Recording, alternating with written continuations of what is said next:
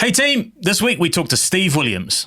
Steve is probably the best known caddy in the world. He worked with Tiger Woods for 13 years. He worked with Greg Norman and Adam Scott.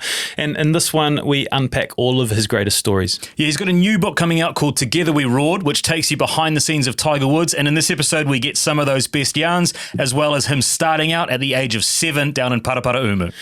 Steve and Tiger didn't talk for 10 years. That relationship has been repaired, and it's such a great insight into the way they work together, what happened at the end, and what Steve's doing now.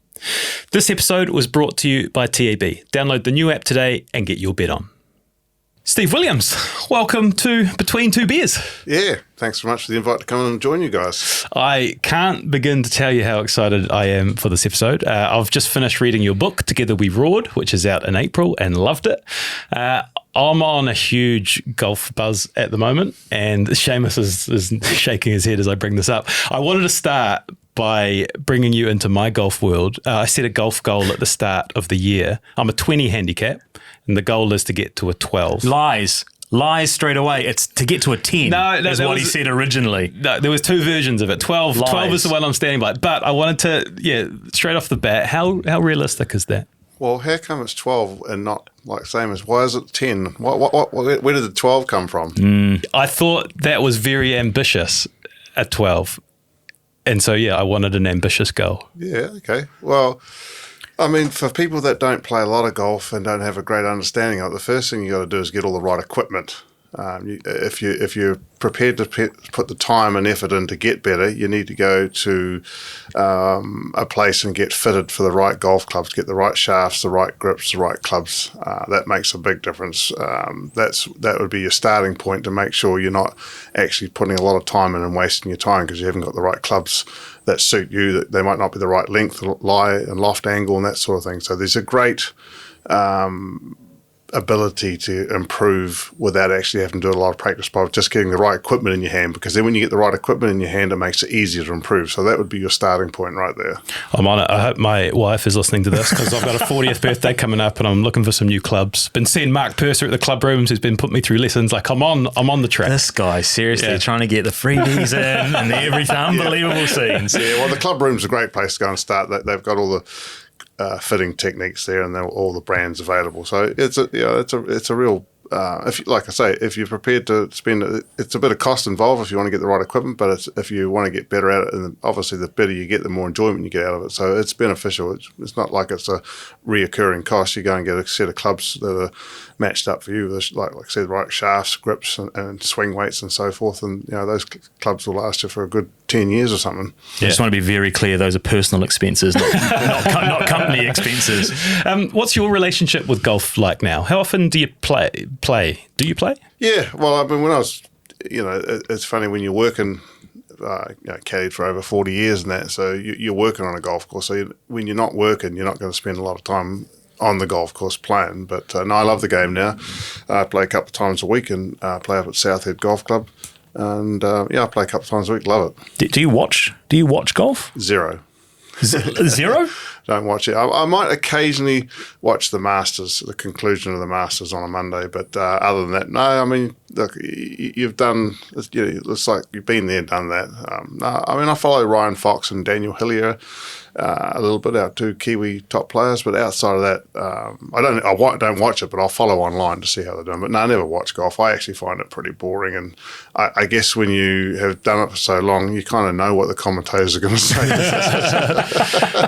I don't find it that exciting to watch. What's it like on the course with Steve Williams? Like, do you get some punishing? You must everyone must say the same thing. Oh, what's your read here, Steve? Like, how do I get better? And I'll start podcast by asking, how can I get better at golf? Yeah. Oh, hey, look, I mean, everybody that plays golf regularly has a great passion for the game and that. And obviously, I've been fortunate enough to be in the game for a long time and been with some of the best players in the world. And, so I've pretty much seen everything, done everything as far as golf goes. So, I'm always happy to, help people out. I'm a speedway junkie, so I put myself in the same position. I go to America a lot and watch speedway and I'm always asking drivers and car owners and mechanics and that about different things. So I put the same shoes on, just in different sports sort of thing. So I have no problem helping people with. After following you up from Hamilton today, maybe you should get some driving tips from Steve as well, because there's some interesting decisions that you made on the motorway coming up here this morning. So the new book is out in April, Together We Roared. Like I said, read through it.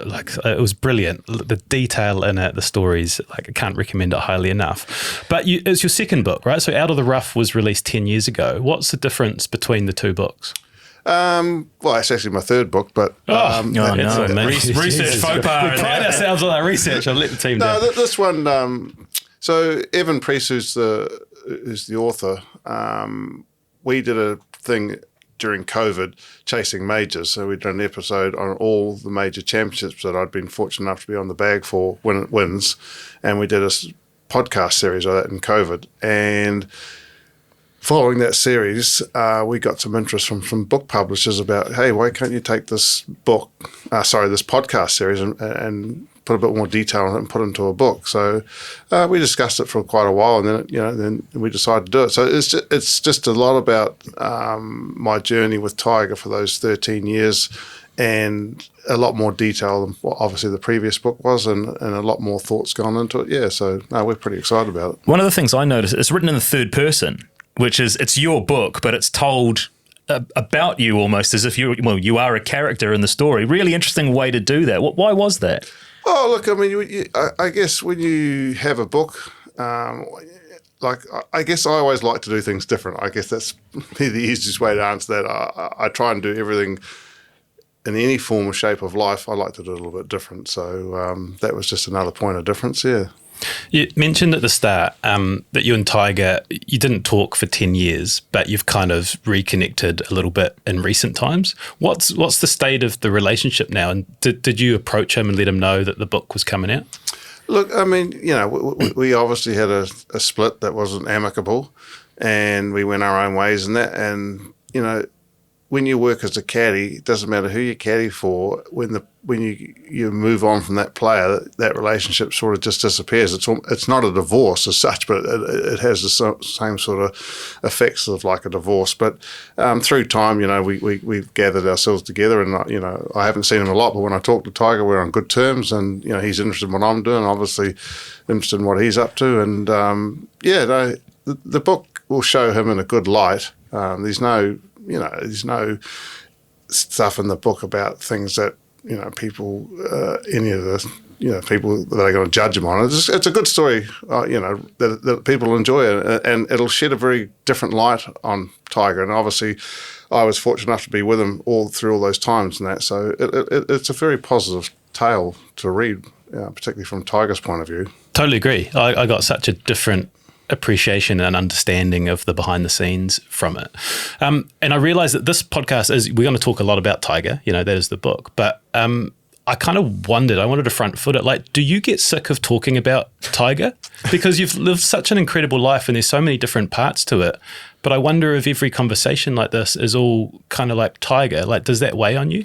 Oh, look, I mean, I guess like anything, I've been retired for a few years now, and you sort of, when I was working with Tiger, it was full on, and there was a lot of stress, a lot of pressure, and his only way of viewing a week as a success is a win. So I mean, when he wasn't winning, it was more stress and so forth. But when you step back from the game, and I've retired out of the game for a few years, and reflect on the journey and so forth, and no, I have no problems about talking about the book and about Tiger and that, because he's a fascinating character, and every person that you talk to has probably got a question that I'd like to know, because there's one thing I'd like to know about Tiger and that. And so, I mean, I can answer that question. Happy to answer that question. Yeah, good, because I've got so many. I've got so many questions and so many stories.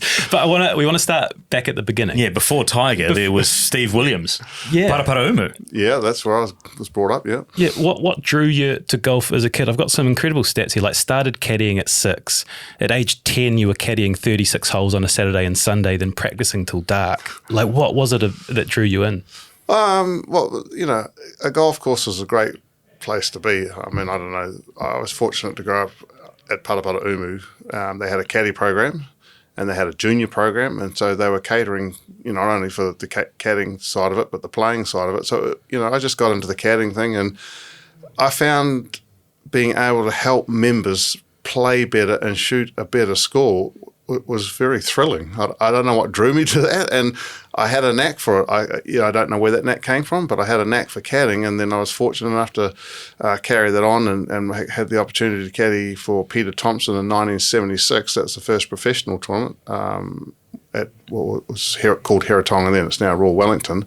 And that's where my journey started. Caddy for him. I mean, he's a guy, back in those days, Peter Thompson, Bob Charles, Cal Nagel, these were guys that were legends. And all of a sudden I'm caddying for a guy. I'm 13 years old and I'm caddying for a guy that's won 5 British Opens. And he's somebody, he's a 9-time New Zealand Open champion and so forth. It's like, whoa, I'm caddying for this guy. It was at that age, it was unbelievable. But even Peter commented to me that he was very surprised that, I had a bit of a knack for it without knowing what I didn't know anything about it, but I had the knack for it. So, that was pretty cool. Sports clubs are really interesting. In your case, it's a golf club, and Stephen, in my case, it might be a football club. But in terms of being a young, impressionable man, they're wonderful places to grow up because the etiquette and interacting with people that are older than you starts to rub off. And did you pick that up at an early age, that you were learning some valuable lessons that would carry you on in life? There's no two ways about it. I mean, I've had a miserable time at school, was no good at school, but just being around adults and and just when you're caddying every Saturday and Sunday, I'm out in the golf course caddying, and just listening to their conversations, what they're talking about, you grow up incredibly quick. There's no two ways about it. And you've had the same experience in rugby clubs when you're a junior player in a rugby club, and even I can think back to my son playing rugby down here at the QMU Rugby Club. So, even then when you go into the clubhouse afterwards, when the junior boys go into the clubhouse and listen to the adults talk about the game, the refereeing and whatever it might be, just being around adults is super beneficial, and, it makes up for a lot of missed class time at school.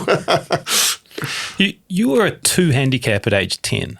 Like, would that put you among the best 10-year-olds in the country? Like, was there a path where you just continued on and became a professional golfer? Yeah, that was certainly an option. But, I played, in all the representative junior teams when I was a junior. But that 1 week in 1976 when I caddied for Peter, that's just what I wanted to do. So, I, as a youngster, I was caddying at the golf course. I was looking for golf balls and selling golf balls, and had a paper run. It was all sorts of things. I liked money when I was younger. I liked collecting money, and the caddying was great for that. But when I caddied for Peter Thompson, he gave me $150. I'm doing all these things every week to make about $10 a week, and the guy gives you $150. Like, the light just went off in my head. There's something about this caddying. And the next week he was playing in a tournament in Auckland. It was called the Air New Zealand Shell Open at Titirangi.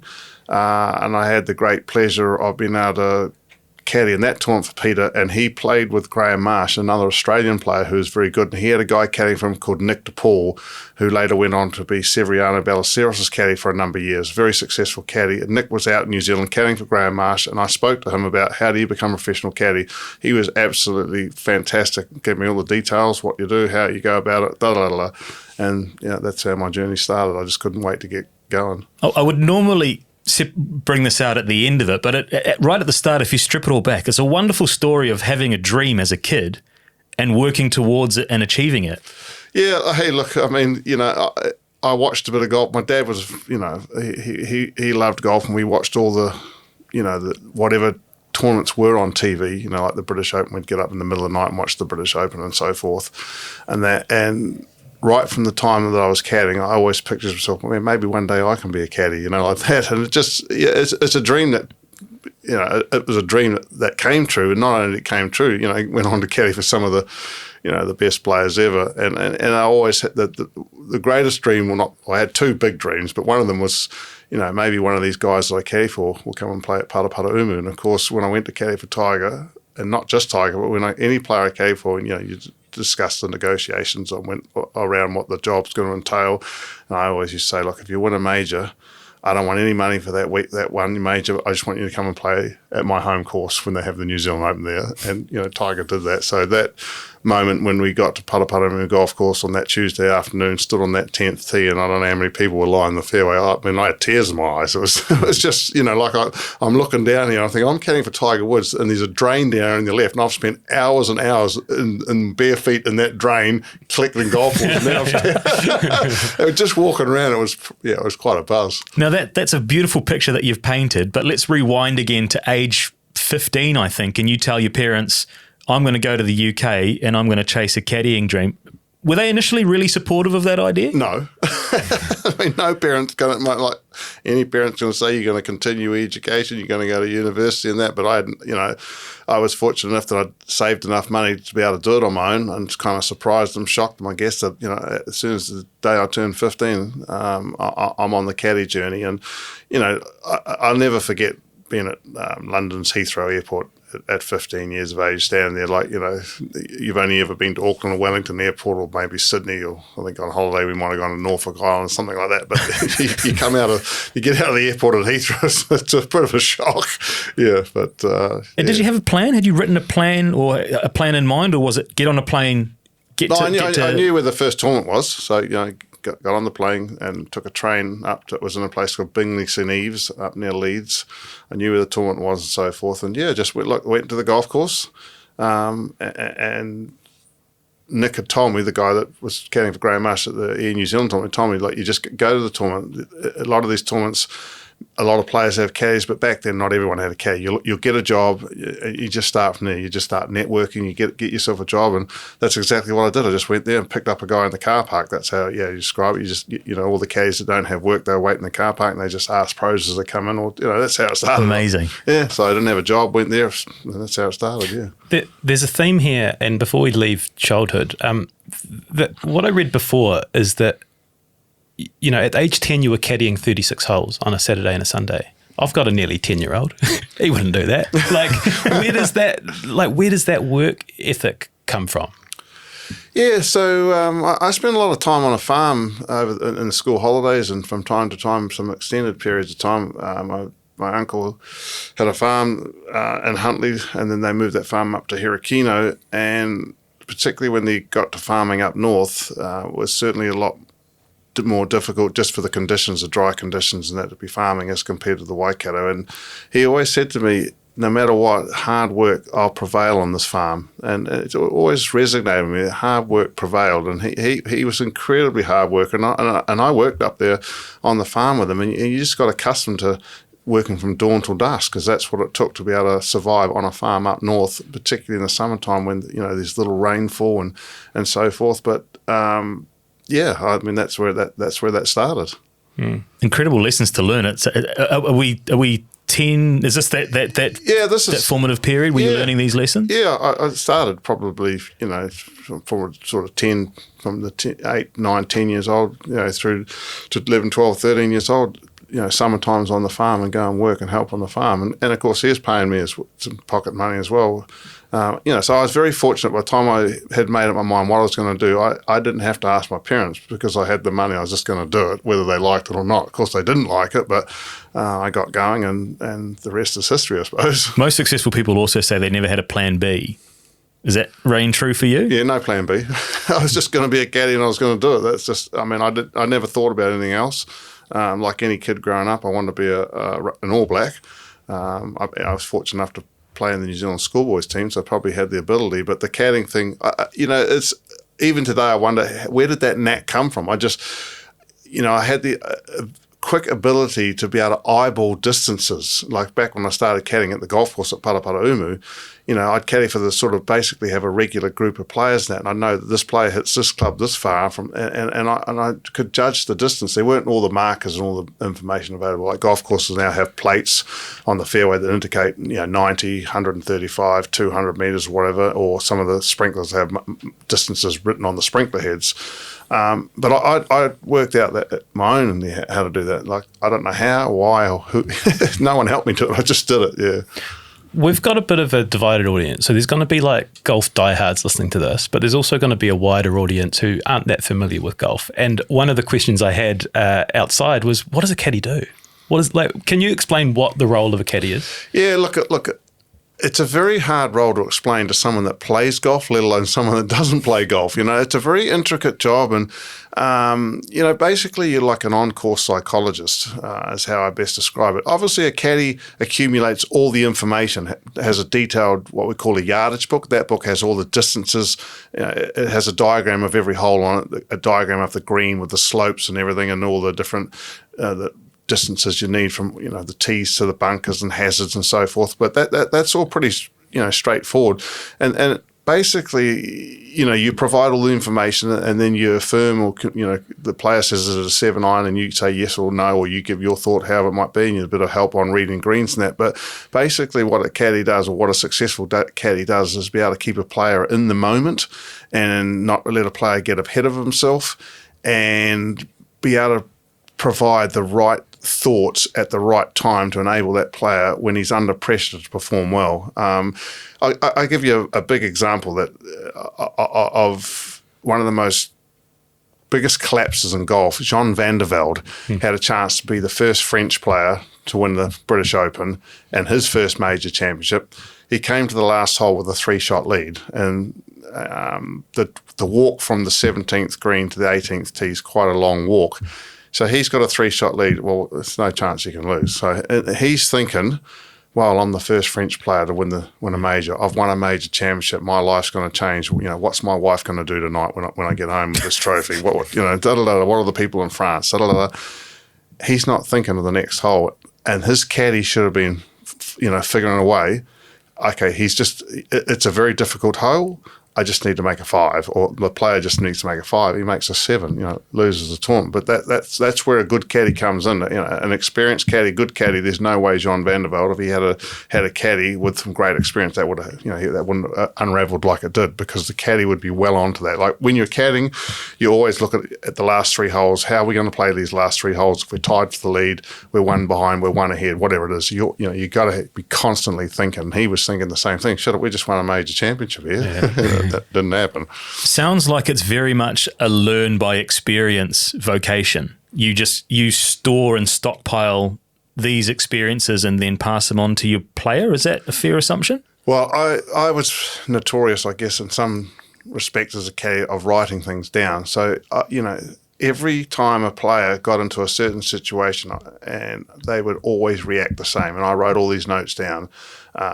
How would that player be, if he came to the golf course and he was in a bad mood, good mood, all the different things, what made him swing quick that day, walk quick, walk slowly. I just documented everything. So every player I caddied for, I basically knew what he was going to do next based on all the notes I'd taken down. And that was probably something that enabled me to have a great relationship with all the players I caddied for, and they were all successful because I knew, when they started walking quick, I knew what the next thing was, and I knew how to slow that down, whatever it might be. But just I wrote down so many notes, and that was something that I thought was very beneficial. And I don't know many caddies that did it. In my time, I only knew one other caddy that I'd spent any time with that did the same thing. So you just basically, you knew what the player was going to do because you had so many notes on this guy and what they do. Yeah, I mean, everybody's a creature of habit, and the pressure will get to everybody at the same time, and that, so. Does that extend to Monday to Wednesday? So if a tournament's Thursday to Sunday, for example, are you also not monitoring, but are you also noting behaviours and patterns in the week leading up? Not on the practice days, no. Yeah. Because the practice days, there's no pressure. When there's no pressure, I always tell people they never can quite believe this, but obviously Tiger Woods is probably the greatest player that's ever played the game.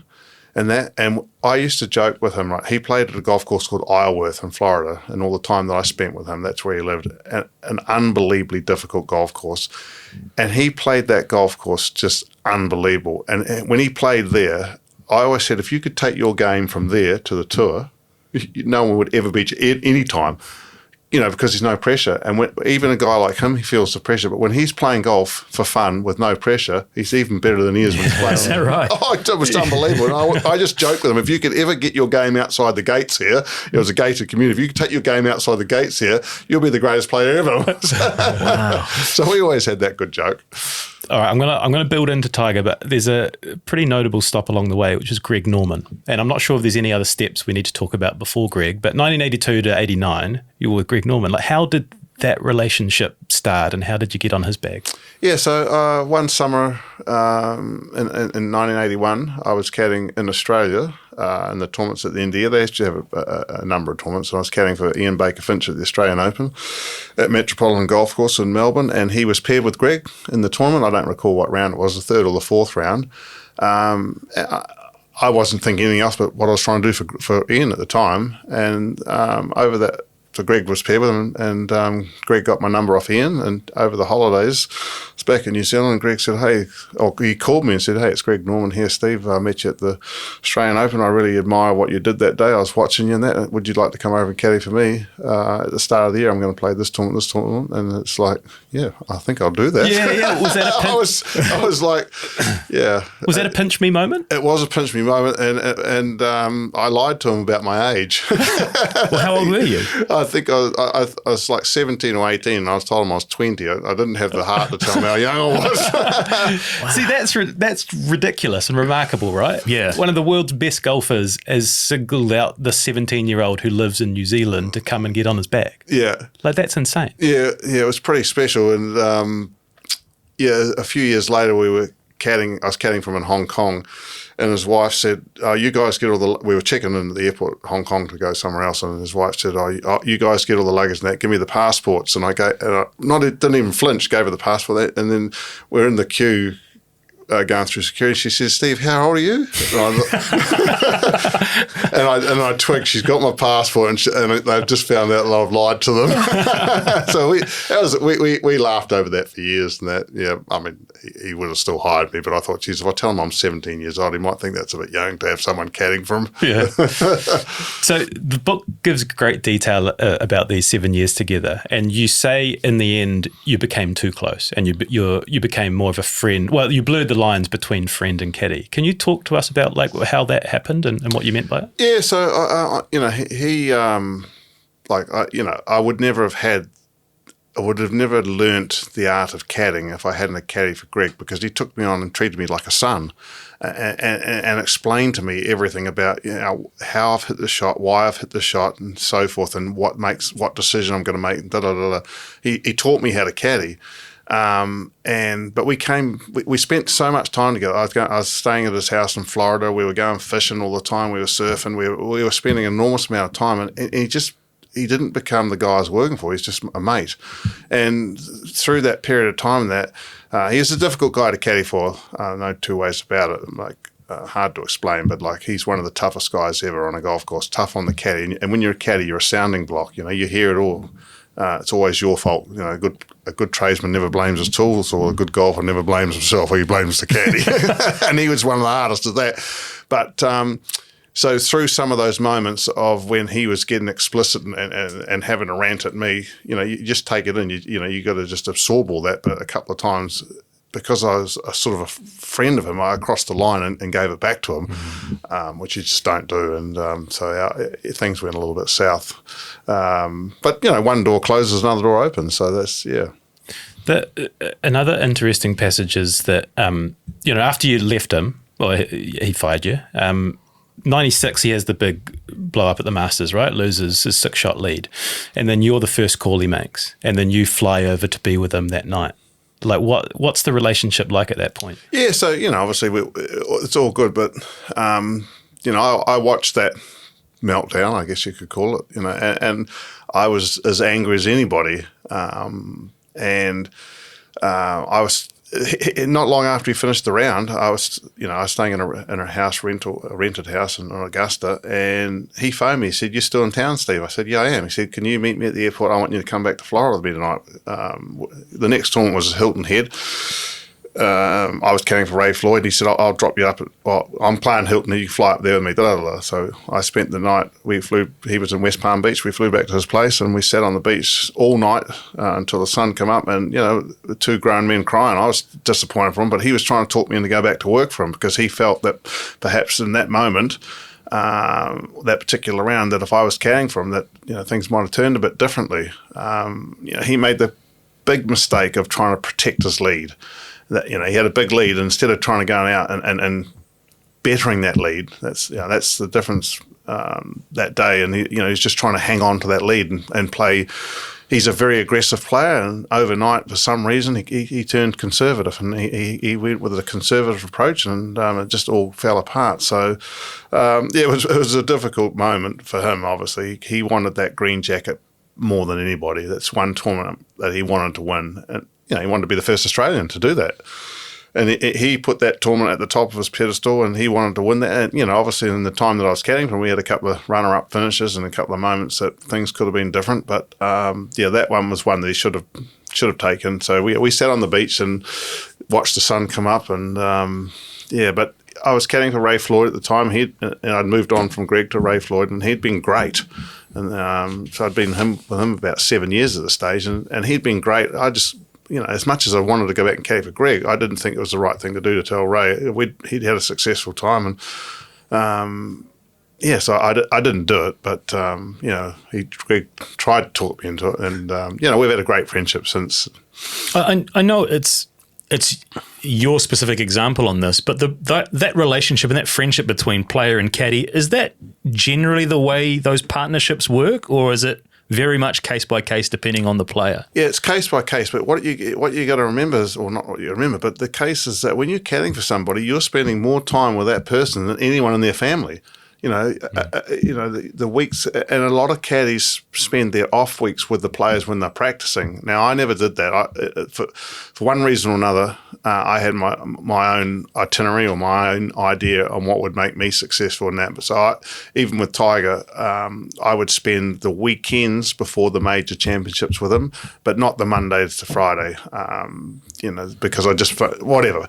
But a lot of caddies spend their off weeks with their players when they're practicing, particularly leading into the bigger tournaments. So I just, I didn't do that with Greg or any of the players I caddied for. But So to get to Tiger, we go through Ray, and there's this really cool part where you talk about one of your biggest regrets is not speaking up on the 1992 putt from Ray. And then when you're with Tiger, one of the first things you do is you speak up. But what can you tell us about that when you didn't speak up with Ray? Was that one of your biggest regrets? Oh, it's only ever, I've been never shy of speaking up, regardless of what it's about. I'll always form my own opinion. Like when I caddy, people always have asked me why I walk so quick and that, but I like to get to the golf ball as quick as I can. So as I'm approaching the golf ball, I'm going, I start out from the tee, and I know approximately, say it's 100, it's going to be around 150, and then I'll get closer and closer. I said, it's around the 140, based on all the markers that I've got for the distances. Then I get there and I know exactly far. So when the player gets there, I've exactly in my mind know what club it is and what shot it is, and I get that information. So what was the question again? It was about Ray's putt that you should have spoken it wasn't actually a putt. Yeah, so it was the 1992 Masters. He was going to be the first guy,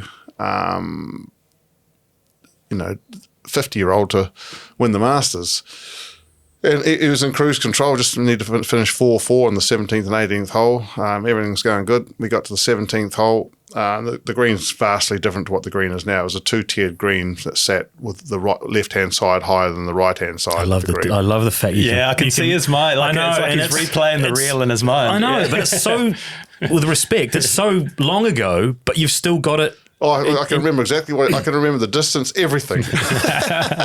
but so he said to me, so the pin was down on the right hand side and he said, Steve, I'm just going to hit. There's a ridge in the green, and he said, I'm just going to hit a 9 on it. I'm going to move it from left to right off that ridge. And the first thing that came, I said, that's good, Ray, but what if you pull it?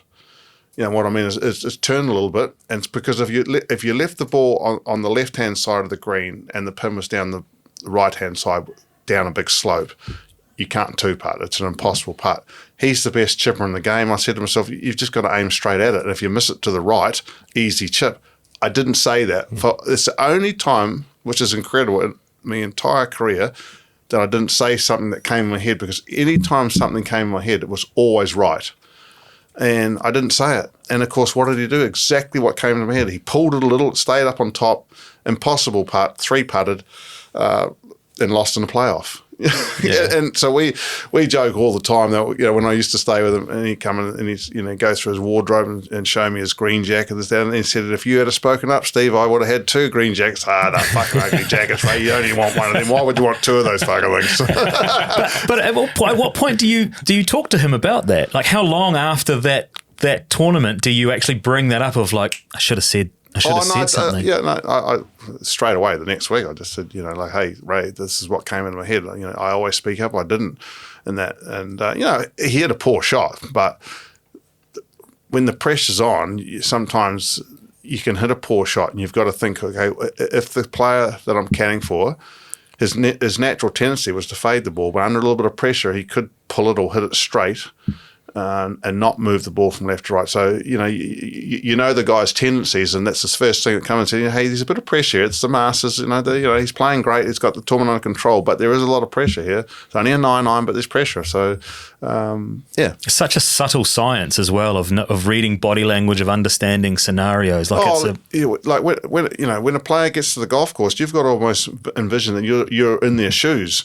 You know, are they walking quickly? Are they walking slow? Are they moody? Are they irritable? You know, and you watch the first few swings you make. You watch so carefully to see, you know, what's the body language like, you know, and how loose are they? There's so much science in it. It's, like I said to you, it's a difficult thing caddying to describe to someone that doesn't play golf, let alone someone that plays. There's so much involved in it. Yeah. But by the age of 35, you got so many runs on the board, right? Like you're so experienced for a 35-year-old. But that's when you get the call from Tiger, and he's 23. And the story went that he had fired his bagman, and he asked, I think, 6 different people for their opinions. They'd all mentioned you, and then he gives you a call. But then what happens?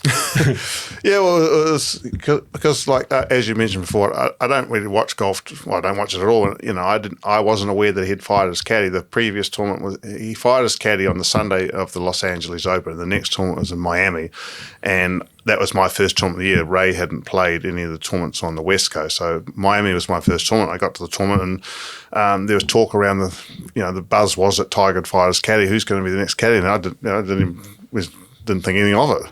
I was in my hotel room, and I've got a friend. It's as funny a story, but it's true. I've got a friend that can take Tiger off to a tee, and the phone rings. And it's pretty late, and I've flown in from New Zealand, so you know you're trying to get to sleep so you can get up the next morning. And you know, the phone rings, and the guy says, "It's Tiger here, Steve." You don't have a Tiger Woods impression in your locker, do you, Steve? No, I don't. just wondering if you could take us right there. No, I don't, unfortunately. I can't do his accent, but my mate takes it off perfectly. And I just said, for fuck's sake, Bob, I've just come in from New Zealand. Give me a call tomorrow. Down goes the phone. 2 minutes later, it rings again, and it's the same thing. Oh, Steve, it's Tiger Woods here. And I said, for fuck's sake, Bob, give us a break, mate. I've just come from New Zealand. Give me a ring tomorrow. Down goes the phone. 5 minutes later, the phone rings again. I thought, geez, maybe it is Tiger. So we got off to such a flying start. Yeah. Because he just loved the bit of the banter already, the bit of the Kiwi curiosity or whatever you want to call it. But we got off to a great start. He wouldn't be used to many people hanging up on him.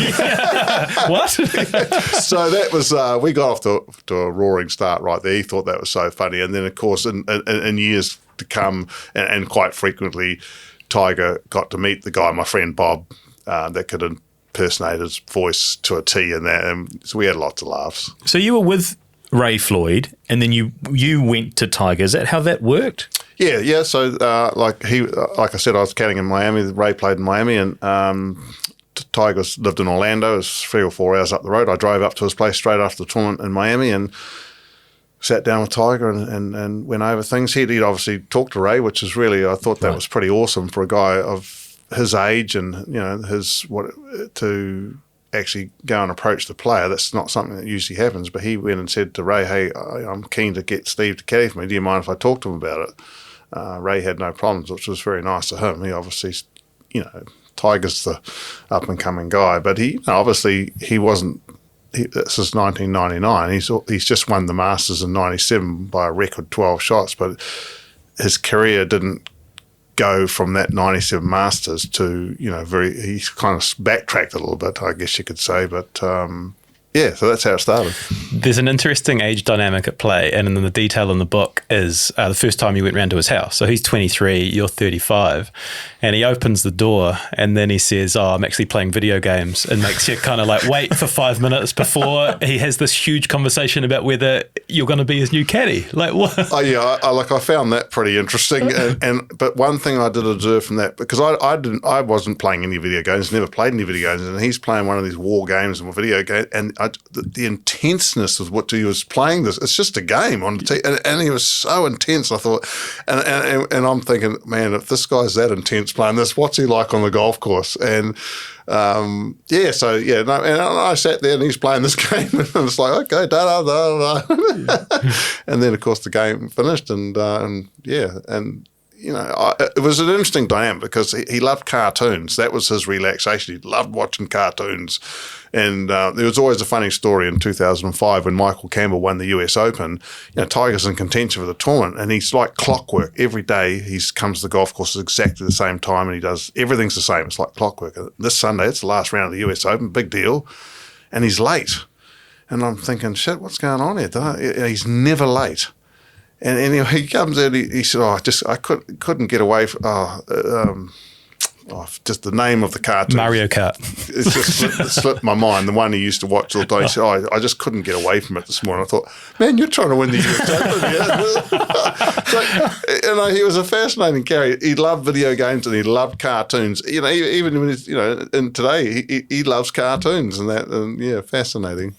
But just to backtrack slightly, when the call came through, it wasn't an automatic, yes, I'm going to join up with Tiger, right? Because you were kind of thinking about walking away from caddying at that point? Yeah, look, it was 1999, so I'd done it for 20 years already, and there's a lot of travel involved, and to and from New Zealand and so forth. And I had some ideas about then being able to use all the knowledge that I had from the years that I'd caddied with Greg and Ray, that I could set up some kind of academy here in New Zealand and pass that information on and set up my own situation here, not to have to travel so much and that. But, so I did, I met with Tiger on the Monday, and I didn't tell him until the Tuesday that I was going to take the job. I called a couple of people and ran it past them and said, "What do you think? This, that, and the other." And based on the conversation that like his goals and his aspirations and what he wanted to achieve, and just that short period of time watching him play this video game, I knew this guy was going to be intense and was going to be next level. And I'm in my mind. I was going to go right through to the 2000. Season. So, I only had a year, 18 months left of caddying and that, and then I'm going to go and caddy for this guy, and it's going to be intense and that. But, after talking to a couple of people and that, I decided to take the job on, and Because is that the structure of it? There's no 90-day probation like you would have on another job, or it's like a handshake, let's see how we go, and Correct. At any point it can end, right? There's no contracts, no nothing. That's just, caddies, they're walking on eggshells all the time. Yeah. I always laugh, and I always say it, people, when a player's going bad, they might fire the coach, they might get rid of the wife or the caddy. There's no particular order. One of those three people are going to go. So there are coaches involved as well as caddies, or do you fulfill part of a coaching role? Oh, no, every player has a coach. There's only, they have a coach. Every player has a team of people. It's evolved over the years. When I first started caddying, a guy would have a coach that maybe came 3 or 4 times a year, but now this, with the way the money's escalated, that these guys have, some guys even have a short game coach, a mental coach, a full game coach, psychologist, dietitian, sports trainer, manager, caddy. Some of these guys' teams are huge, which is incredible. Caddying with Tiger was great. He always had a small amount of people. He had a manager, of course, which he had to have, and he had a coach and myself. So he had the smallest team given the stature of the player. And that was very enjoyable. There wasn't a lot of, I guess, hangers-on, you could say. I refer to a lot of these people as hangers-on. I've listened into a few of these sports psychologists, and it's nothing against them and that, but there's nothing that they can tell the player that I can't tell the player. in the heat of the moment. Yeah. And you've spoken about the gated community and stuff that he lived in, and there were interesting characters within that neighborhood as well, right? Yeah, Shaq lived in there, and when he's driving around, the music pumping, and he's got the Cadillac that's had the roof extended so he can get in there. There's lots of other athletes lived in there. It was quite a you go from New Zealand, you fly over, you go from your home New Zealand, and you go into this gated community with all these people. It's just you never quite get your head round it. I wondered that. I wonder how soon did it become normalised, because Tiger Woods is a phenomenon on his own, right? And there's this swirl of people. You must have encountered a whole bunch of interesting characters along the journey. Oh yeah, you do. But you got to keep your I'm just a Kiwi, average Kiwi bloke, and that's one of the reasons why, if I always came back to New Zealand. If I had a week off, 2 weeks, I'd just constantly come back home. I as much as it was great to be around all that kind of stuff, I didn't really enjoy it. So, it was tough enough just being around him all the time. But it was certainly like I said, you go to he lives in a very private gated community, and there's lots of these high profile other athletes in there, and he was mate with Ken Griffey Jr. and all that, and lots of Michael Jordan Michael come in and play golf all the time and spent heaps of time with him. But these are good guys to talk to as well, to learn to. I've never been shy about asking anybody. So Tiger had a good string of friends, Roger Federer and Ken Griffey Jr. and these guys, Michael Jordan, Wayne Gretzky, and good names for mates. Pretty good names. The crew's coming around, Steve. Yeah. So I was never shy in asking these guys. What's this? What's your success? What? So were there any common themes that came through from speaking to some of these sporting luminaries? Hard work. Yeah, always comes back to hard work. Yeah, trust and hard work. Yeah, I mean, I think people that are listening into the show and they watch these players play on TV, they have no concept of how much these guys practice to be that good. At the highest level, it's just next level stuff to be that good. And it's not just golf; it's any sport. Yeah. We're in rabbit hole land now, Steve. I can just see myself going in lots of different directions. But Michael Jordan is a name you mentioned there.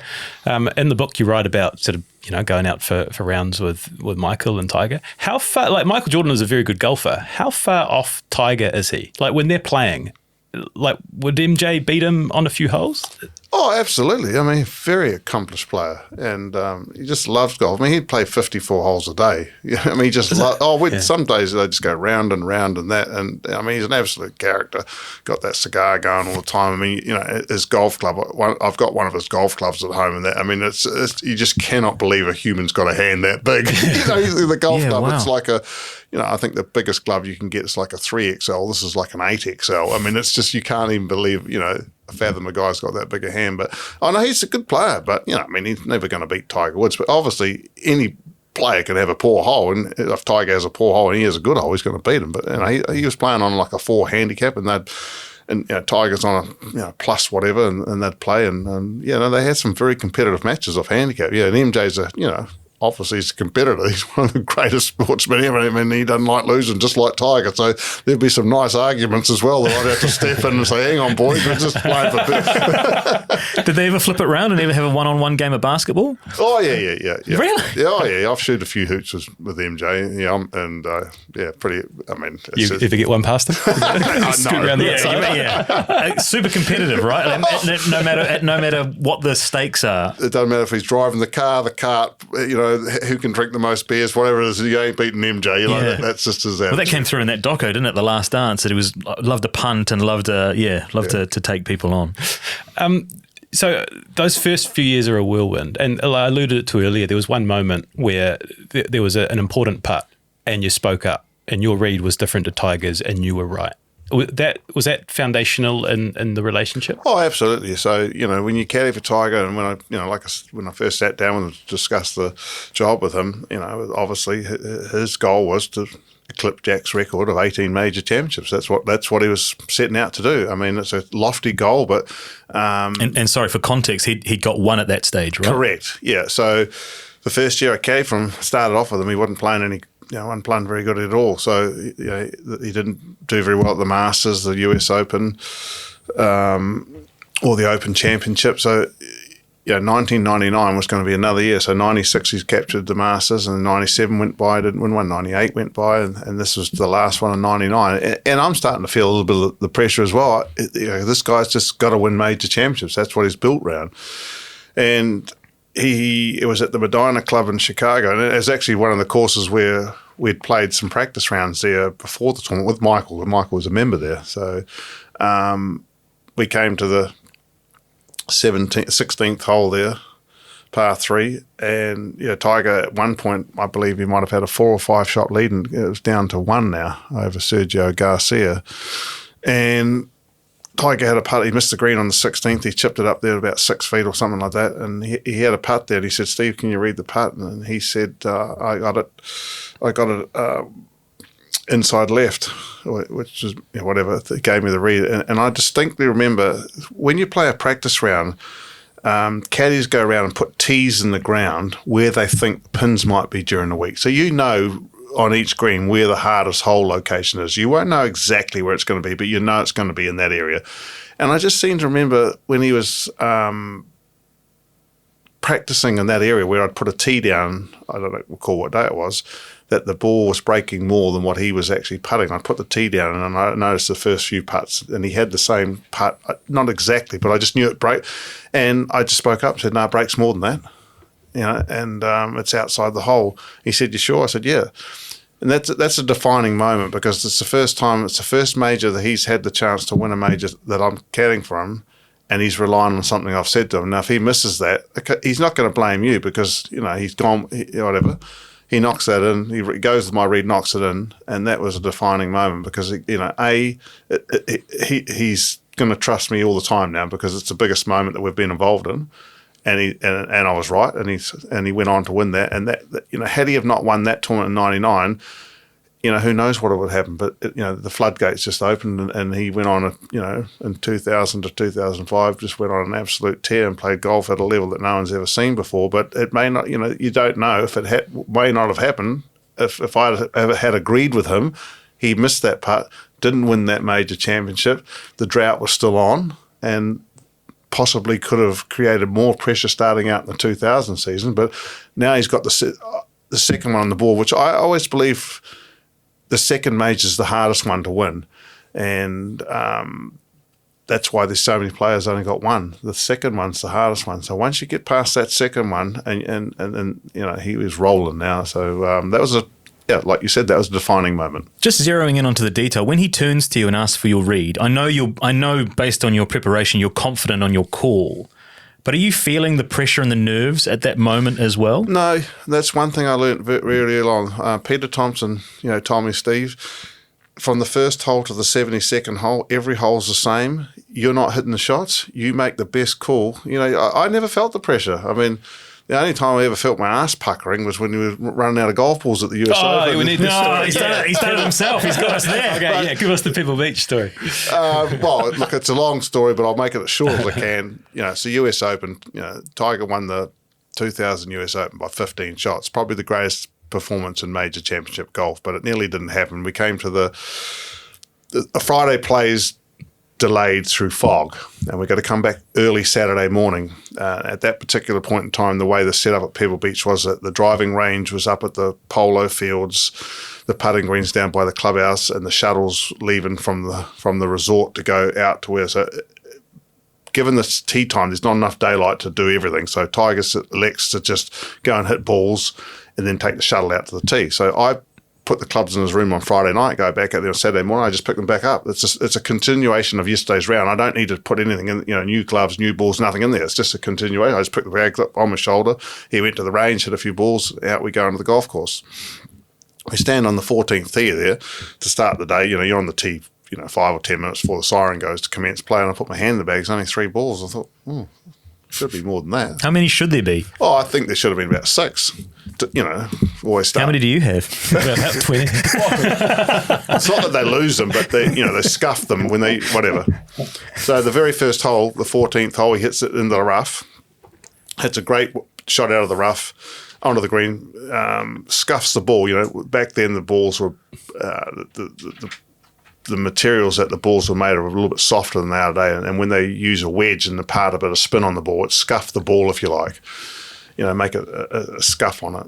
And he walks off the green and he chucks it to this kid. And I'm thinking, fuck, I need to go and get that ball off this kid. But, I mean, you just can't do that. That's not a great look. It's not a great look. I mean, and this kid's showing his dad. It's early in the morning. He's showing his dad. It's got Tiger on the ball. He's just chuffed this kid. I think, we only got 2 balls left here. Not a big deal. Plays 15, 16, 17, all good. And we get to the 18th. Now, I'm thinking, do I say something here? But he's playing so good, I can't say anything, because it's a hole where you can hit it in the ocean or you can hit it out of bounds. It's not an easy driving hole, but he's playing good. At this particular time, he's leading the tournament by 9 shots. I can't say anything. What happens is he snipe hooks one into the ocean. One ball, give it 1 ball left, and he slams the club back on the bag. So I put the head cover back on, and I've got my hand firmly clasped. And he says, "Give us that fucking driver." No, hey, look, Tiger, maybe you're leading by 9. Just hit an iron down there. Give us that fucking driver. And now, it's the only time I felt my ass is puckering. It's like, Jesus, I'm not shaking my ass, it's fucking puckering here. You only got 1 ball left. Anyway, hits it in the fairway. I was like, oh, thank God for that. On the 18th hole at Pebble Beach, there's a tree in the middle of the fairway. And we go down there, you can't see from the tee because it's still a bit foggy. Go down there, the tree's not going to impede the swing, but it's going to impede the line of the shot. And I'm thinking, I know what he's going to say. Yeah, what are you going to go? What do you think, Steve? And I'm going to say, just hit it under the tree and run it up short of the green. Somebody's going to go, no, I'm going to take a 3-wood and hit it way out over the bay and cut it over the water and bring it. Oh God. Anyway, he doesn't lose that ball. It's the last ball we hadn't played. Nothing said. On Sunday, finishes the tournament. It was a monumental occasion, 15-shot win in that. And then, you go into the scorer's hut and I would read his score out and he'd just check a score and it's all over. So I'm just standing outside. He's got to address the media and all this, that, and the other. But I stand there outside just to give him his watch and so forth. And he just said, "What happened there yesterday on the," and I told him, and we've laughed for years and years and years because he had this great line that, if I don't play any good, you're going to be working for me at TW's car wash. And he said, well, but we nearly opened it right there, didn't we? Yeah, what actually would, if he hit that last ball into the water, because it's a specialist Nike ball, right? Correct. He can't use someone else's. What happens? So, if he's playing with somebody that's using the same ball, I can sneakily just go and say, hey, look, same ball. There's nothing to stop you doing that. But the other guy and the 2 guys in the group are playing a different ball. It's the last ball. It's all over. But, it's done. Yeah. Done. Disqualified. No, run out of golf balls. Holy shit. That's the biggest story in golf. And I wouldn't be sitting here talking to you guys. Holy shit. I'd be driving a truck around the North Island selling pine trees or something. Oh, wee. So, yeah. Okay, so one of the coolest stories that I wanted to get to is that you made this deal, like that you spoke about, that if you win a major, they're going to come and play out in New Zealand. And so Tiger comes to New Zealand, was it 2002? 10,000 people at Wellington Airport, welcoming him at your club. This is can you take us to that period and what that meant to you and just what it was like having Tiger in New Zealand? Yeah. Hey, look, I mean, it was something that I dreamed about from the days that I was caddying at my own golf course. And I always dreamed of being a caddy. And then I also dreamed of possibly caddying for the player that I was working for, playing in the New Zealand Open, because I knew Paraparaumu Golf Course would host the New Zealand Open from time to time. And when Tiger won our first major, and he said, yep, he said, you can start making plans. And he agreed on the year that would be, and I was passed that information on to some people that were able to get New Zealand Golf to host the tournament and so forth, and got the balls rolling. But it was just, it was almost not true, It was hard to believe. I'm running down the roads around Caddy and Paraparaumu with Tiger Woods. We're running the streets of, I've run all my life and rode my bike, and now I'm running the streets with the guy. It was just unbelievable. Look, it was really sad the way things panned out. There was obviously, a lot of controversy surrounded the event.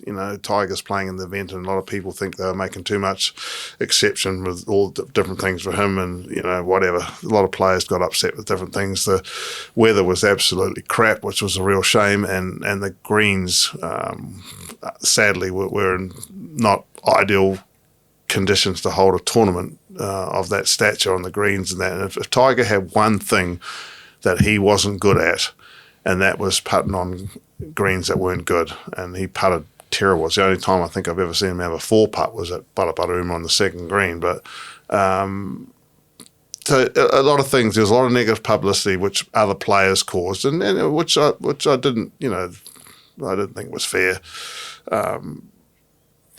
Tiger deserves what he gets. He obviously got a large appearance fee, and he brought a lot of interest to golf in New Zealand. I mean, we've never had a guy like him playing golf in New Zealand, and some of the players, they were making exceptions for Tiger, like he could go into the clubhouse, one way, or not the clubhouse, into the golf course, because he always got security detail with him and so forth. But whatever, it just didn't pan out as great as I would have liked to have panned out. But just a simple fact, the moment when Tiger stood on the 10th tee on Tuesday afternoon, the first time, after landing in New Zealand and setting step on the golf course, was one of the greatest moments I'll ever remember. Yeah. Did you feel the pressure? Because of you, the world's biggest star has come to New Zealand, and it's kind of not quite going the way that you had hoped. Did you feel stress and pressure in that period? When I was reading all the comments from some of the players, and one player in particular, it was disheartening. I mean, there was always going to be these, we couldn't think of everything, and we didn't think of everything. And there was a few things we would have done differently. But I mean, just the fact that the guy's here playing in the tournament, I mean, I think some of the pros would, there's a certain element of jealousy from some pros. I get that.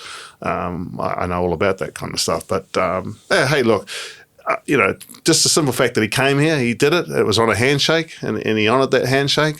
Pretty impressive. Yeah. One of the things that struck me about, what is it that makes him so special was his swing change that he went through. It seemed like he had the world at his feet, right? He'd won the Masters by 12 shots. He was the best player in the world. But then he decided that he was going to start again with his swing change, and went through 2 years of kind of battling, and then came out the other end of it. It's I don't know how many people would do that. And you kind of talked about him resetting his career when he did it. What did you see? Well, he did it not just once, he did it 4 times. So Tiger always had this theory that he had this comment that he wanted to own a swing, not rent a swing. And what he meant by that, he felt that it was possible that you could repeat the golf swing every time, regardless of how your body was feeling and what your mind was relaying to your body. He believed that, so because no 2 days are the same. You never put the hands on the club in the exact same place. You never stand with the feet in the exact same. You just don't do everything the same. It's impossible. There's so many factors involved. These different terrains, these wind, and there's so many things. But he believed you could, and I think part of his process of trying to be the greatest player ever is that, he always thought he could get better. So he'd tear down a swing and start again. And that gave him another goal to work towards that sort of separated that goal of trying to win the 18 majors. Okay, I know if I work on this part of it here, that's going to take care of it over there. So, I mean, there's no player of his ability or his position that would do what he's done and what he did do. He changed the swing 4 times, which is unbelievable. Like everybody else in his position that's winning tournaments and do it, they wouldn't do that. But, his whole mental makeup and how he goes about things was different to anybody else I've ever seen. You spoke about work ethic and things and that people don't see behind the scenes. Tiger obviously would be the same. Is it hours in the gym? Is it hours on the road? Is it hours on the swing? Is it all of that combined? Yeah, he just practiced, and he had his practice routine was different to other players. The things, his practice drills were different. He did everything a little bit different. For instance, he had a great practice partner at Isleworth, a guy called Charles Howell III, and they would be playing, and for every 3 balls that Charles would hit, Tiger would only hit 1, because every single shot Tiger would hit would mean something. He'd be either visualizing a shot at a tournament, or he'd have a swing thought in mind, or he'd have a shape in mind. So he'd never just stand there and hit balls. And a lot of pros just stand there and practice, and they think, oh, well, I've done 2 hours, that's good. But there was not a lot of process went into that. So every time Tiger's, we'd often stand on the range, and I would call out a shot.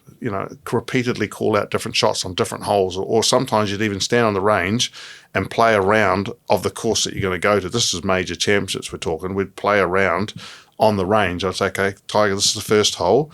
there's the left rough is that flag, the right rough is that flag. You got to hit it between here and play the round out on the range sort of thing.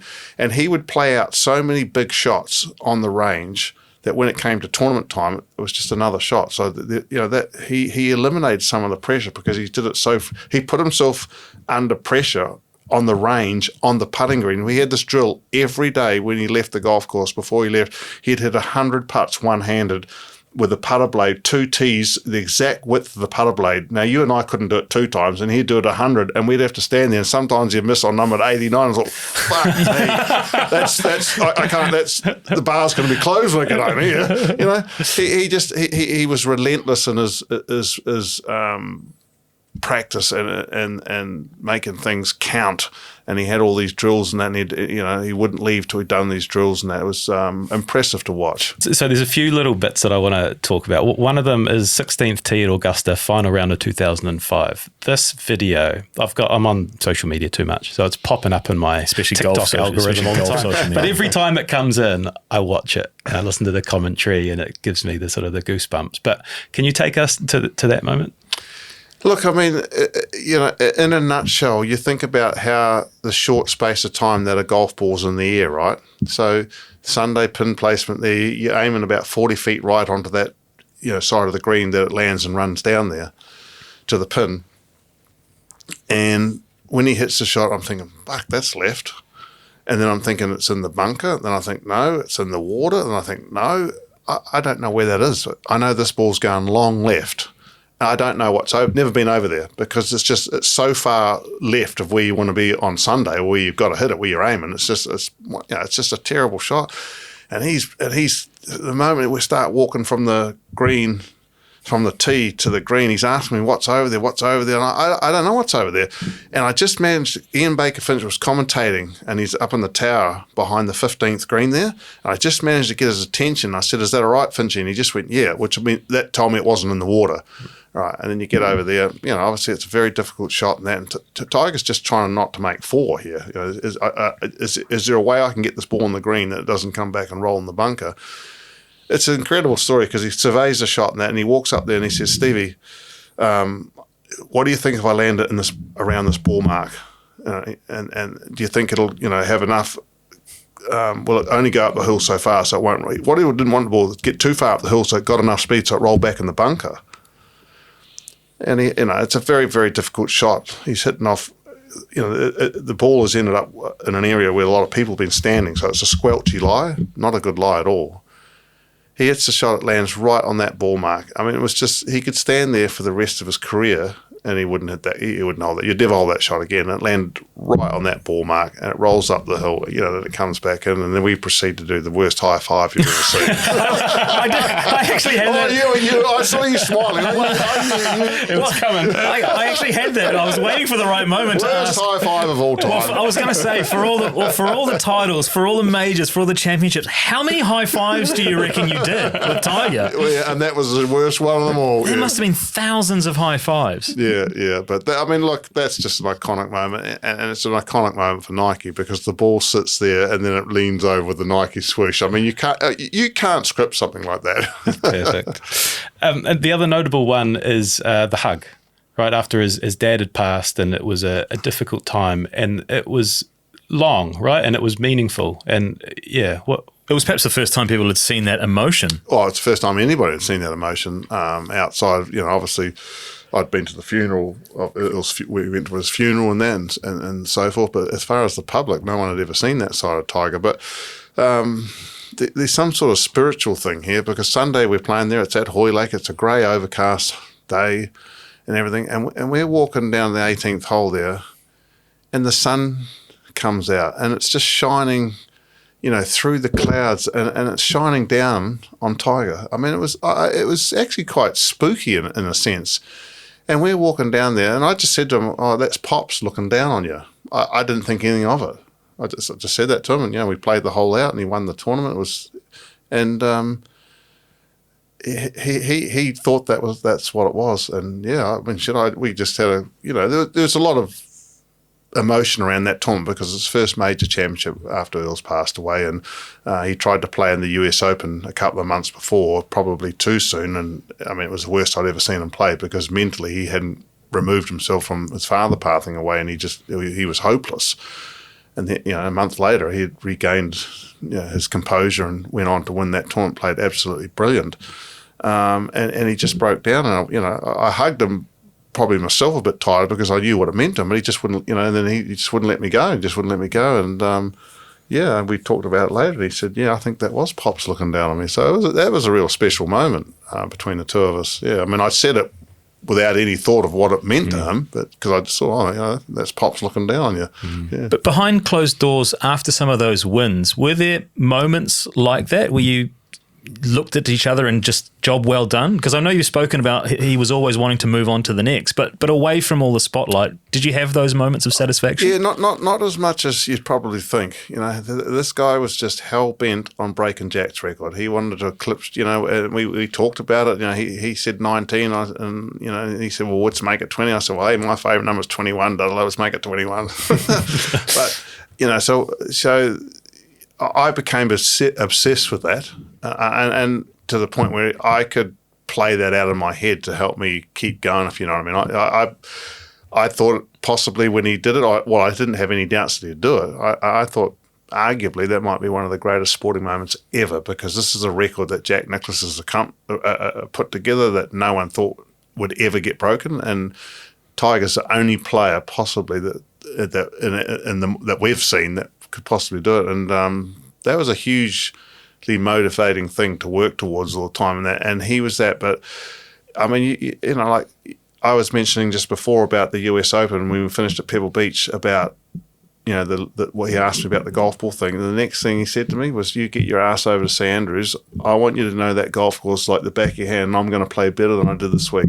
I mean, and I was coming back to New Zealand, but that's a lot of pressure. Instead of coming, I'm on the plane. I had a couple of mates with me, and we drove to Monterey Airport, went from Monterey to San Francisco back to Auckland. Instead of being on that plane, having a few beers to celebrate, then now I'm under the pump now because I got to come home, and I can't start thinking about what he's just said. And he was so intense, and he just wanted, and.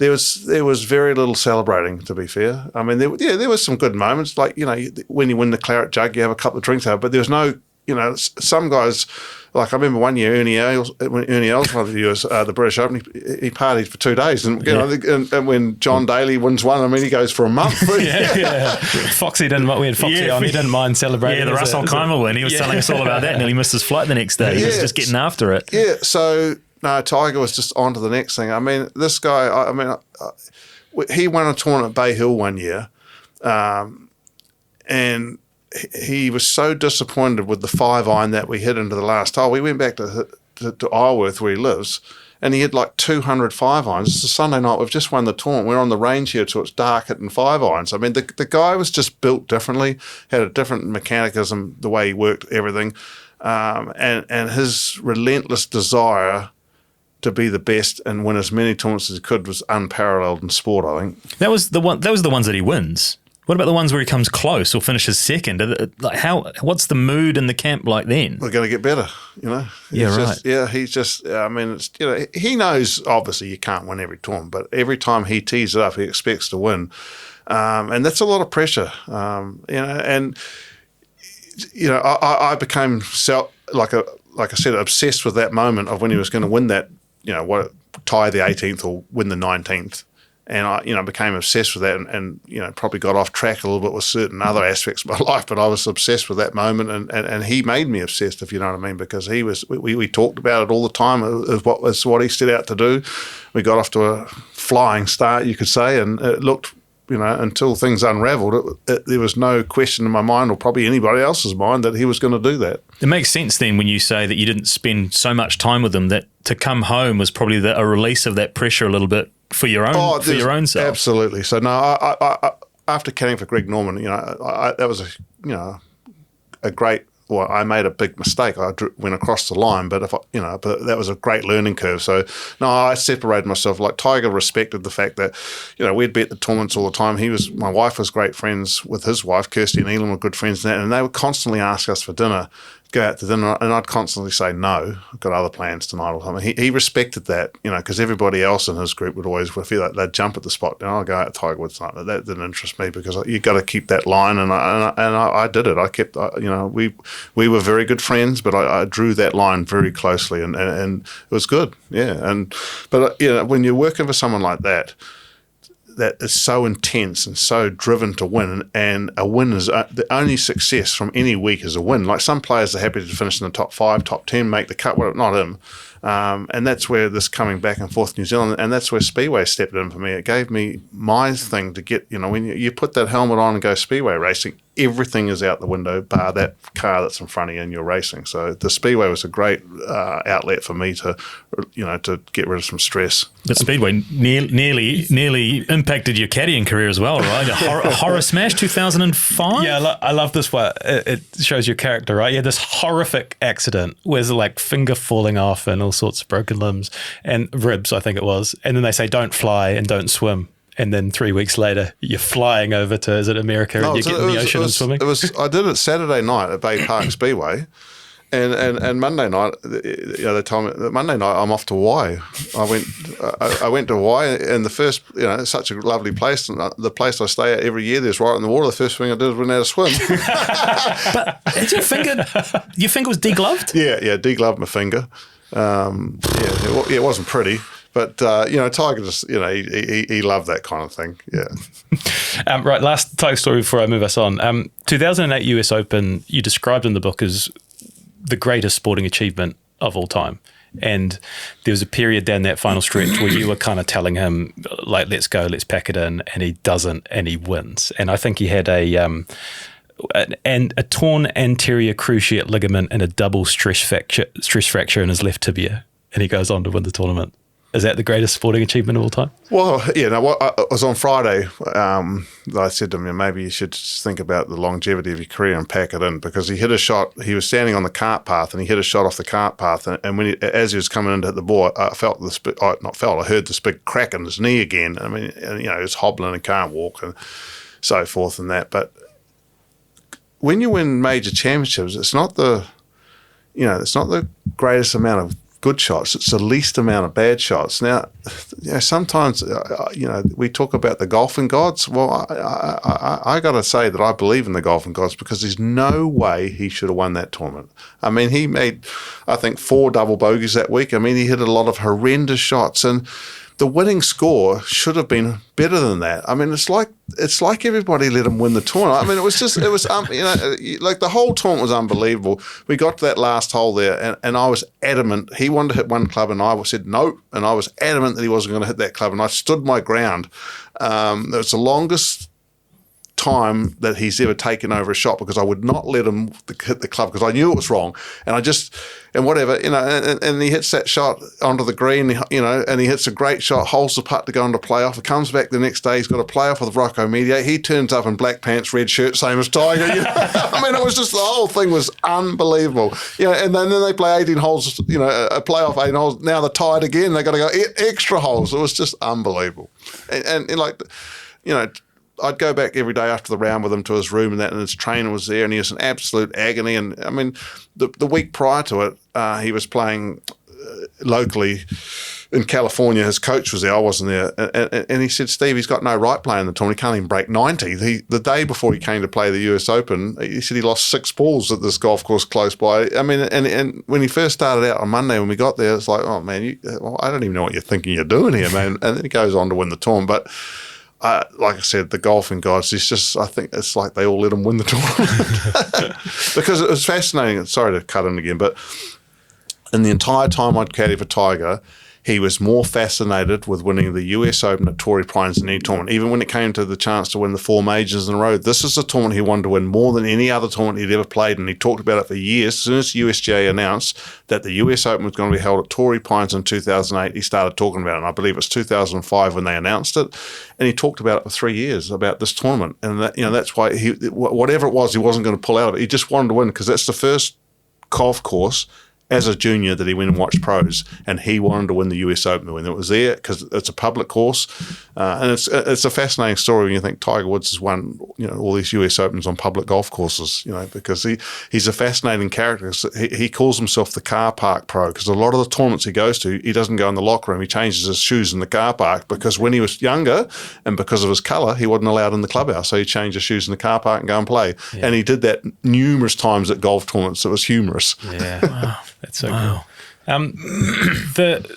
The Tiger Woods story hits this bump in the road, right? Like it was the biggest story in the world. He's had this sort of accident. You're back in New Zealand at the time. What do you remember about getting that call, and did you realise straight away like what was going on?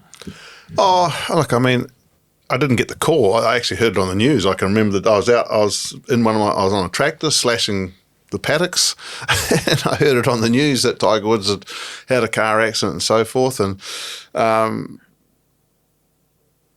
there was some a couple of days went by, and then I heard from Tiger and so forth, and it was all unfortunate. Like I was a mate of Tiger and that, so I mean I wasn't listening to the media build everything up and whatever was going on there. I'm a friend of Tiger's, and I was there for him, so I didn't really pay too much attention about it when it first got rolling. But obviously the stories all came out, things unravelled, and it was very unfortunate. Is it okay to talk about the end and what happened? Well, basically what happened is Tiger, after a sustained period away from the game, trying to get things back in place and sort everything out, I'm going to come back and caddy for him, obviously. And it was quite some time, and I was getting a bit restless. And he was to play the US Open at Congressional. He's going to play in that, and so I flew over. We have a place in Oregon, so my family and I flew over, and I took my wife's father with me and another mate from New Zealand because they wanted to go to the tournament. So we're going to go to the tournament, and we get to Oregon, and then I find out he rings me and says he's not playing. And when the news came that he withdrew from the tournament, Adam Scott rang me and said, "Could you caddy me? I see Tiger's withdrawn." And I said, "Yeah, let me ring Tiger." He said, "Yeah." I rang Tiger. He said, "Yep, no problem." So we make arrangements and carry on. But then a couple of days later, his manager rings up and says, "Tiger would rather you not caddy for Adam." And I thought that's strange that Tiger wouldn't call me and everything. But, I'm a man to my word, and I had my father with me and I had my mate with me, and they want to go to the tournament. So I ended up going to the tournament, and basically his manager said to me, "Well, if you carry on and caddy, Tiger's like he might fire you." And I brushed that aside. I said, "There's no way you do that." In hindsight, I shouldn't have done that, but that's how it happened. I went and caddied for him. He wasn't impressed. He said he didn't want me to caddy for him, and that's for that. And his reasoning was, I get his reasoning a little bit, because he didn't want some of the information that I've got to pass it on to another player. And he's opposition to him, and then I get that. I didn't think of it at the time, but that's what happened. But hey, that's what happened. Yeah, the relationship had changed a little bit right after the news came out about his extramarital affairs. You're so close to him. It seemed like people thought that because you knew everything about him, you would have known what he was doing. And it seems to me that you are the most straight up guy. So it seems very real and very, very obvious that he wouldn't have told you about it because you wouldn't have stood for it. But that's 100%. We don't need to go any further. That's exactly what happened. I mean, if you asked me and I was a caddy caddying for someone else, I'd say there's no way that person couldn't know, given the amount of time they spent together. But knowing what you just said, I'm a straight up person. He knows he had to do everything in his power to not let me know what was going on, particularly with my wife and his wife being friends. And that's what, he did the best he could to shield that from me, and he did. Yeah, what a uncomfortable position for you to be in. But then you do get back together, and then it ends for the reasons you've said. And then is this, for me, it kind of feels sad in a way that you go 10 years without talking to someone you've shared such a close bond and friendship and relationship with. But is that kind of just how it is? Yeah, look, it's just how it is. I mean, sportsmen of any, it doesn't matter, it's like rugby coaches when they get moved aside from one team, they have no connection with that team anymore. And Caddy's just the same. I mean, if you remain friends with them, that's great, or if you don't. But yeah, I mean, it was. I guess when it happened, I was a little stunned that the communication breakdown happened. But like everything, time heals itself, and it's just what it is. I don't know. I hold any regrets at all. And then you get on Adam Scott's bag, and then he win. You win with him. And what, the comments you made afterwards sort of inflamed things a little bit. But was that just in the emotion of, the guy that you were so proud of doing something for the first time for Australia and getting caught up in the emotion of it? Oh, well, it wasn't. That was, obviously when Adam won Augusta, it was, no Australian had won Augusta. No New Zealander, no Australians won Augusta. And to be on the bag for the first Australian to do it was huge. But prior to that, when Adam won the World Golf Championship tournament, a commentator come and thrust a microphone, in front of me, walking off the 18th green, which is absolutely the wrong time to do. And I said some things that I shouldn't have said, but I mean, he shouldn't have done that anyway. But that's not his right. I mean, that's not what you do. It's not something that's normally done, is it? Never. It's never been done before. He just did that, and I was just in the it was the first. It was Adam's first win, or not his first win, but our first win together, and it was my first win not caddying for Tiger, and I can't remember exactly what I said, but the guy should never put the microphone in front of me when you've just come off the green, when all the the hype's there. I said some things that I shouldn't have said, but that's what happens. I mean, it's just what it is. I mean, do you regret that? Yeah, but it shouldn't have happened. Yeah, I get that. But I mean, in the high emotional time that was, I was pretty excited to go and caddy for Adam and have another, really extended period of good play with another player. I think that sort of kind of solidifies your position in somewhat, because some people say, well, anybody could caddy for Tiger Woods. Yeah, anybody could caddy for Tiger Woods, and that's it. But would they have had the same record we have? I doubt it. What was the celebration like with Adam? Did you celebrate that one properly? Oh yeah. Like Adam wasn't scared to celebrate. He's an Aussie and he likes tipping down some 4Xs. And so then after that, like, what are you seeing? Like we haven't really spoken about the toll that being away. You've got a son Jet at this point. Family's important. It's a vocation that takes you on the road for like 6 months a year, I think it is. Are you starting to see at this point that maybe you're going to start winding it down a little bit? Yeah, look, I mean, basically when when you've got a picture in your head of that moment that Tiger's going to win his 19th major, and it's going to be arguably one of the greatest moments. It'll be the greatest moment in golf and possibly one of the greatest moments in sports history. When that picture's shattered and that dream's broken, the enthusiasm, the drive, the determination just wasn't there anymore. It was great going to caddy for Adam because he was the guy I've always wondered why he didn't do better in major championships and that. And the very first major that I went from, the one that I caddied from at Congressional when Tiger told me not to, in my head I identified straight away. I mean, this guy's just going about everything the wrong way. I mean, I can see why he's not doing good in the majors. And then he plays 3 years in a row where he has the accumulative best record in the majors 3 straight years. I mean, okay, he only won one. That was disappointing. He probably should have had his hands on 2 or 3 trophies, but he did win one. And he had, he got to number 1 in the world, had his best period of play that he'd ever had, and I was there with that, and that was, that was good. But through this whole time and that just that not having that same purpose of that dream, just that every week, every moment, every day, whatever, the determination, the desire, the drive, just sort of not slacked off, but it just wasn't the same. I was living for that moment, and hey, look, Adam was great to caddy for. We had a great run. But the end was definitely in sight. Was there a moment when you went, I'm done? Yeah, absolutely. I can't remember exactly where that moment was. I was in an airport, actually. I should be able to think. I was sitting in Denver airport, and I remember I was talking to my wife on the phone, and I'm thinking, geez, I've got another 2-hour flight to LA, another 13-hour flight back. I've got to go. I'm only home for a week, then I got to go back to Atlanta. And I thought, nah, I'm fucking done with this.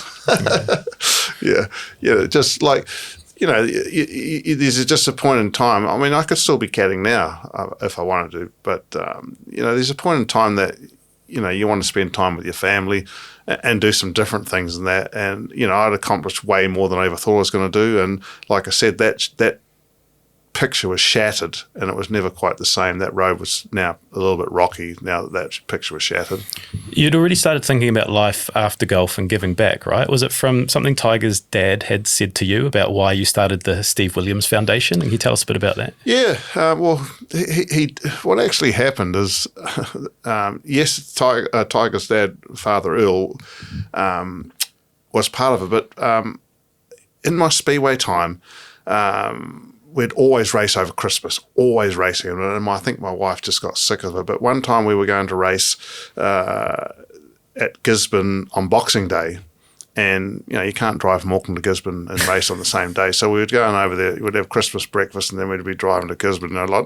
Not your average family day to spend on Christmas. And then my wife said to me, you know what, when we get to Gisborne, Steve, no, before we got to Gisborne, she went into the warehouse and just brought all sorts of goodies. And she said, we're going to go into the hospital there and we're going to give it out to all the kids in hospitals. That was her idea. And then not long after that, when Tiger came to New Zealand, and Tiger's mum sort of saw, I guess, my popularity amongst the people here, I guess, bringing Tiger here and so forth. And then Tiger's father said, oh, Steve, you're quite a polarising character, have you thought about having a foundation? I didn't even know what that was, to be fair. And he was instrumental in saying, you should start a foundation. It's a very good thing to do, to have a charitable arm and so forth. And, take everything away, speedway, golf, racing, whatever it might be. If you sat here and asked me what's the single greatest moment, well, my wife and I gave $1 million to the Starship Hospital to commence the rebuild of the oncology unit. So when they start a project, they need a founding donor to start that off, to get the ball rolling. And we were the founding donors, and we put $1 million in. That's my greatest moment ever, regardless of anything. That's incredible. And you've continued to give as well, right? You continue this day, Ronald McDonald House and also Starship. Yeah, we have up until the end of last year. We've closed down the foundation.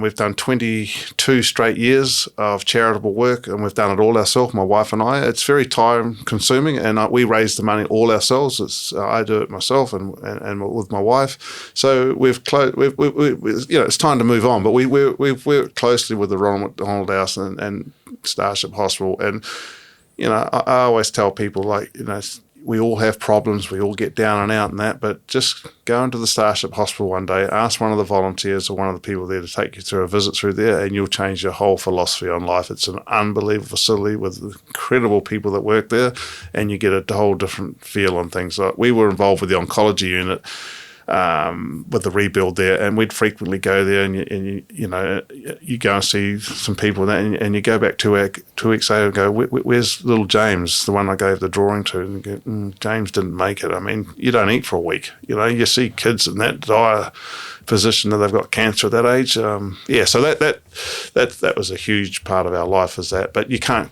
continually do that. So we're doing other things now. Yeah, you're supporting your son as well in his endeavours to become a world champion. Yeah, he's into a sport that not a lot of people know about. He's a scooter rider, professional scooter rider. So he travels the world and competes in scooter competitions and that. And it's great because it's a sport that I don't know anything about. My wife, we know about it because he does it, but as far as coaching or anything like that goes, it's he does it all himself, and so it's a new journey, and it's a great opportunity. When you're on the golf tour and you're traveling all the time, it's just hotel, golf course, airport. But going with him, my wife and I have experience where we can go and do some touristy things, and some of these towns we go to are good. And it's a different sport, a different group of people. It's an X-game sport, and he absolutely loves it. Sadly, he's out injured at the moment, but we're hoping to go in May to Montpellier. There's a big competition, and this is one of the biggest competitions to start the year, first official world ranking event in Montpellier. So our goal was set for that in May. And I mean, he's injured at the moment, but and as we've discovered, you've had a front row seat with some incredible minds in terms of sports. Does he seek guidance from you in terms of stuff that you've picked up along the way, or do you drop nuggets in to help him? Oh, 100%. Not on obviously the sport that he does, because I don't know anything about it, but certainly on the training aspect, the mental aspect of it, and all that kind of thing. Yeah, like that was where I was very fortunate to be around some great athletes and that, because great athletes always mingle with other great athletes and so forth, and you get to ask these guys, and I was fortunate to ask some of the best ever what made them, what were their thoughts, just all the different things. And to have that kind of information and share that with him is great. Just to give Speedway a little bit more airtime before we finish up, it's quite a unique combo, right? Golf caddying and Speedway. Like, I can't imagine white collar, blue collar. Yeah. Is there a lot of crossover? Are there similarities, or like, what is it about the Speedway that? Yeah, I mean, look, everybody says the same thing. I mean, Speedway, people describe it as a redneck sport, and golf is, the ultimate gentleman sport. But yeah, look, there is some crossovers. You wouldn't think there is, but there is, because in Speedway, to be successful at Speedway, you've got to be able to read the track. How's the track going to change, and you've got to be able to change your car to suit the track. And you can't always. It's a guessing game, but in order for you to have the best car available, you've got to read the track and what's the track going to do. When the sun goes off it, or when they water the track, is the wind affecting the track, and so forth. But so there is a little bit there, because you're thinking of you're thinking about the golf course, you're thinking about the track. But they're such two diverse sports, should I say? If you look at the people involved in Speedway and the people involved in golf and that, so everybody's fascinated about that crossover. But it was something I've always been passionate about since I was a kid. I still am passionate about it. And like I said, when I was caddying and putting myself under intense pressure all the time, that was my way out. That was my out. Everybody's got to have an out. That was my out, Steve, I just want to say thank you so much for, as I start the wrap up, I had really high expectations for this chat, and it's blown them out of the water. Like, it's been so cool sharing the space with you. The part at the end about the highlight, giving $1 million to Starship, is just so, like, life goals, right? To have lived your dream and done something you've loved for all these years, being the world's best at it, and then in a position to give back and help others. Like, man, it's just awesome. So yeah, I've just loved the chat, and thank you so much for coming in and sharing your time with us. So next time I see you, you'll be on a 10. I'll be on a 10. Throwing it out. I need to come play a few rounds with you, Steve. Keep up the journey with the golf. It's great to be on, and I hope the listeners, if they go out and get the book Together We Roared, I hope they enjoy the story, because myself and Evan that put the book together, we're pretty proud of the book. So we spend a lot of time. We actually we seeked from the publisher an extended amount of time to make sure we could do something, give the reader something very interesting to read. So we're pretty excited about that. Yeah, let me double down on that. The book is awesome. If you love golf, if you love Steve Williams, if you love Tiger Woods, get the book. Like, it's so good. The detail in it is unmatched. We unlike I said, like, I've done 2 other books and that, but this one that we spent more time, we got asked the publisher for more time to write the book to make sure it was a good story. So yeah, thanks for having me on the show, boys. Cheers, Steve.